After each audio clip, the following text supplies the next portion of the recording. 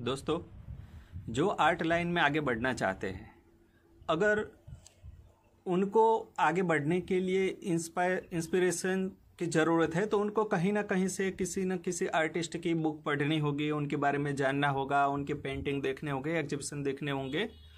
ये सब ज़रूरी होता है अगर हमें आर्ट जर्नी में आगे बढ़ना है तो अगर आपको ये सब जानना है तो यूट्यूब पे भी आजकल मिल जाता है, और कुछ बुक्स भी है जो बुक्स आप पढ़ोगे तो आपको आर्टिस्ट के बारे में जानना समझना अच्छे से पता चलेगा। तो मैंने भी रिसेंटली एक बुक पढ़ी है, तो आपको बताता हूँ कि कौन सी बुक है। तो बुक का नाम है रेखांकन। रेखांकन मतलब ड्राइंग।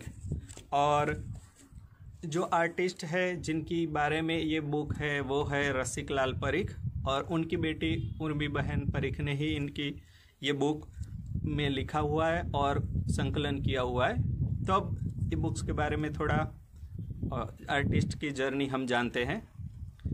तो सबसे पहले बात कि ये आर्टिस्ट गुजरात के हैं। गुजरात के एक विलेज एरिया में वालिया नाम का गांव था, वहाँ उनका जन्म हुआ।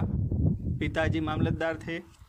अब इनको बचपन से ही निसर्ग के साथ रहना, मतलब नेचुरल सौंदर्य एंजॉय करना, ये घूमना फिरना, ये सब बहुत अच्छा लगता था।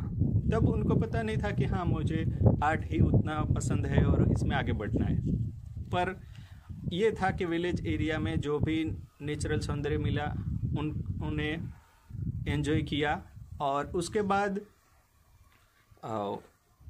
उनके पापा का जब निवृत्त हो गए जॉब से, तो पास में राजपीपला नाम की एक जगह है, राजपीपला स्टेट तब कहा जाता था, तो वो जगह पे गए, वहाँ रहे। तो वहाँ उन्होंने पहली बार ड्राइंग क्लास देखी कि ड्राइंग की भी कोई क्लास होती है, सर स्पेशली ड्राइंग सब्जेक्ट पढ़ाते हैं। तो चंदू भाई नाम के उनके स्कूल के वहाँ टीचर मिले, और उन्होंने भी देखा कि हाँ ये लड़के को ड्राइंग में ज़्यादा इंटरेस्ट है, बाकी सब सब्जेक्ट में उसको पसंद नहीं है, पर ड्राइंग ज़्यादा पसंद है। तो उन्होंने कहा कि तू एलिमेंट्री नाम की एग्ज़ाम आती है, एलिमेंट्री ग्रेड एग्ज़ाम, तो वो तू पास कर। तो इसने घर पे जाके बात की कि हाँ ऐसे ही एग्ज़ाम है, मुझे देनी है। तो घर वाले ने बोला कि तू ड्राइंग का भले ही एग्ज़ाम दे, हमें प्रॉब्लम नहीं है, पर साथ में तेरा पढ़ाई को प्रॉब्लम नहीं होनी चाहिए, वो पढ़ाई का भी रख और ये एग्ज़ाम भी दे। तो खुश हो गया, उसने तैयारी शुरू कर दी। पर अच्छा तो लगता था ड्राइंग, पूरा दिन ड्राइंग ही करता रहता। एलिमेंट्री में पास हो गया, और वो जो रेगुलर पढ़ाई थी 8th स्टैंडर्ड की, उसमें फेल हो गए। घर वाले की चिंता बढ़ गई कि ये लड़का क्या करेगा बड़ा होके। और उसके बाद फिर से दूसरे ईयर एग्ज़ाम आती है इंटरमीडिएट। तो इंटरमीडिएट ग्रेड एग्ज़ाम भी उन्होंने फिर से दी, अच्छे मार्क्स से पास भी हो गए, पर फिर से 9th स्टैंडर्ड में वो फेल हो गए। अब घर वाले को लगा कि ये और सब्जेक्ट में तो अच्छा है नहीं, और उसको ड्राइंग ही करना है, क्या करेंगे, बड़ा होके क्या करेगा, इसकी भी चिंता रहती थी। और इसको धीरे धीरे ड्राइंग में ज़्यादा इंटरेस्ट आता रहता था।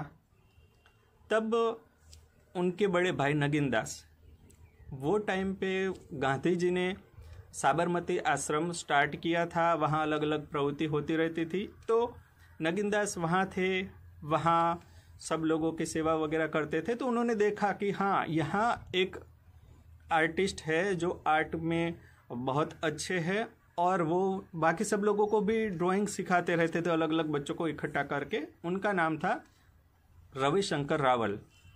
तो रविशंकर रावल का उन्होंने देखा कि हाँ ये बच्चों को पढ़ाते, तो मैं भी मेरे भाई को अगर यहाँ लाऊँ तो मेरे भाई भी इनके साथ रह के इनके पास ड्राइंग सीखेगा। तो इन्होंने घर पे जाके बात की कि इसको और कोई सब्जेक्ट तो पसंद नहीं है, एक काम करते हैं, इसको मैं साथ में ले जाता हूँ, तो वो सर इसको सिखाएंगे। तो ये तो बहुत खुश हो गए रविशंकर, ये रसिक लाल परीख, कि ये तो अच्छी बात है, मेरा ड्राइंग भी सीखने को मिलेगा। तो ये तो आ गए, 16 साल तब थे, अहमदाबाद में आ गए, रविशंकर रावल के पास ड्राइंग सीखना स्टार्ट हुआ। और उन्होंने तब प्रैक्टिकली एक आर्ट में आगे बढ़ने के लिए क्या क्या ज़रूरी है, स्केचिंग कितना ज़रूरी है, वो सब वहाँ सर के पास रह के उन्होंने जाना, प्रैक्टिस रेगुलर स्टार्ट की।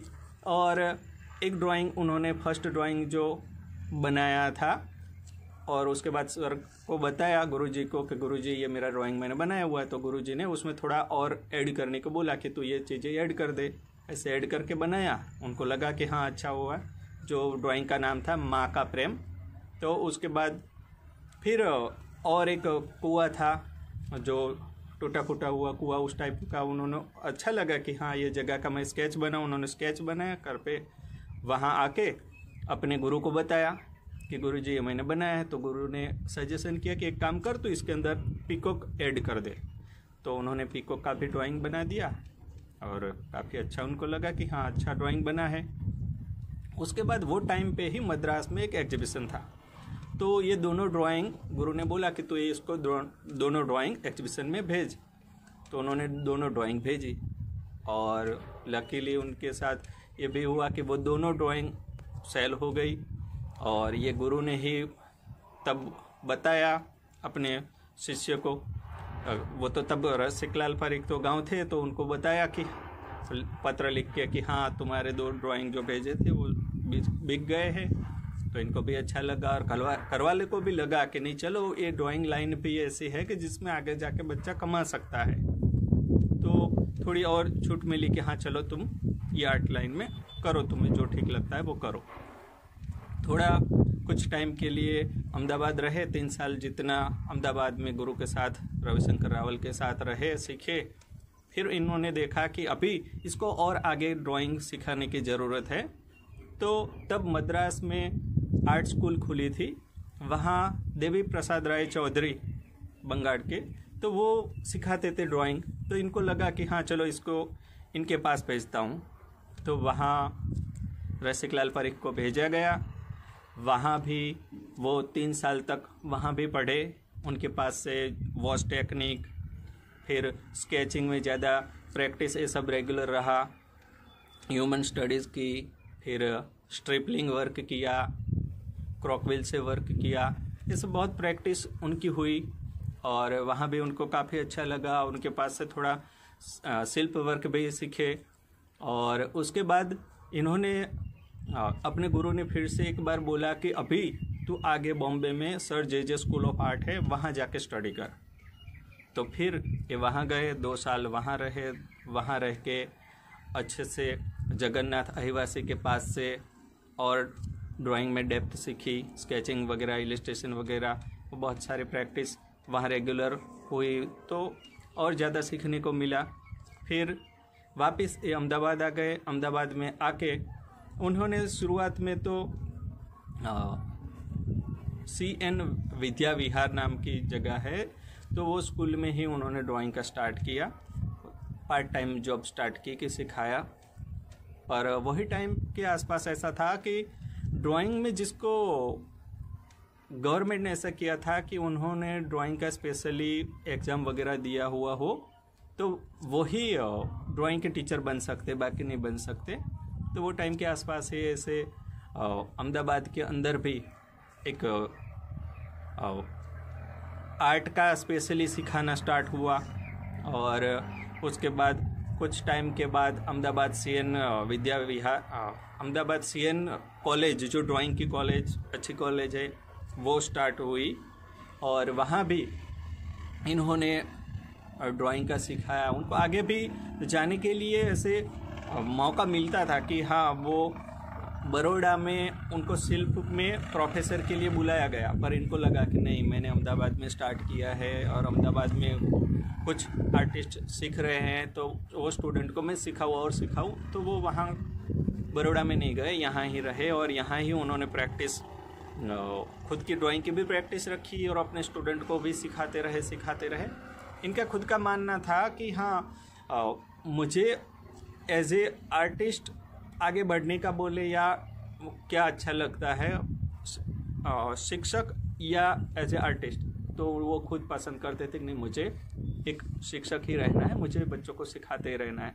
और आज गुजरात में बहुत सारे ऐसे नामी आर्टिस्ट हैं जो इनके हाथ के नीचे तैयार हुए हैं। जैसे कुछ नाम मैं बोलूँ तो नटू मिस्त्री, नटू परीख, फिर पीराजी सागरा, प्रताप सिंह जाडेजा, ऐसे बहुत से नाम हैं कि जो इनके पास रह के सीखे हैं। और आज भी गुजरात में जो एक माहौल आर्ट का है, तो वहाँ वो माहौल जो आगे बढ़ा है, इस सब में इनके गुरु और रविशंकर रावल और ए रसिकलाल परिख का बहुत बड़ा हाथ है। तो मैंने आपको जो आज बताया इनके बारे में, आपको ये बुक पढ़नी है। तो मुझे अभी तो पता नहीं कि बुक अवेलेबल है मार्केट में कि नहीं है, पर मैंने कुछ जो ये पढ़ के मुझे आपके लिए ज़रूरी लगा वो मैंने आप सबको बताया। आपको अगर ये बात अच्छी लगी और आप ऐसे भी आगे अलग अलग आर्टिस्ट के बारे में जानना चाहते हो, तो आप मुझे कृपया कमेंट करके भी बताइएगा। और आपको मेरी ये वीडियो कैसी लगी वो भी आप बताइए तो और अच्छा रहेगा। Thank you very much.